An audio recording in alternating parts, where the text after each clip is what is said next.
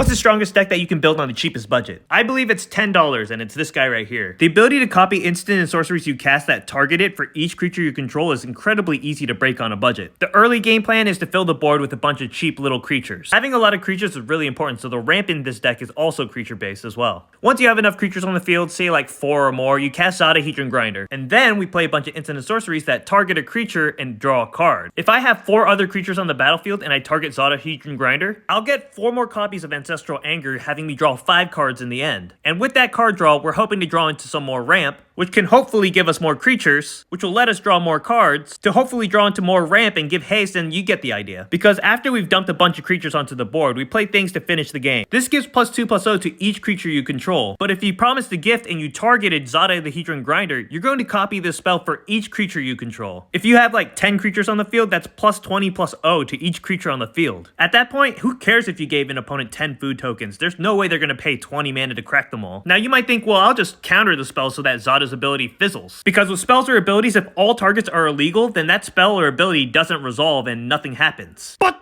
Zada's ability isn't actually targeting anything, it's just making copies of the spells, and the copies are the ones that are targeting. So unless you have something that makes the targets for each copies illegal, then this thing is going to happen no matter what. Even if you remove Zada in response to the trigger on the stack, you're going to get those copies no matter what. Now that being said, this deck can be incredibly powerful, but it is very much a glass cannon deck. A few removal spells here and there, or even a single board wipe just completely shuts down the plan of this deck. But when this deck goes off, it goes off, which is not too bad for a $10 deck. Now, of course, if you're willing to increase the budget a little bit, there's more powerful cards that you can include into the deck. Perhaps some things that can help you rebuild a little bit easier when Zada gets removed from the battlefield, or just things that will make this whole process a lot smoother. But if you want to see the base version of my deck, there's a deck list on my Moxfield account. You should be able to find a link somewhere on my page.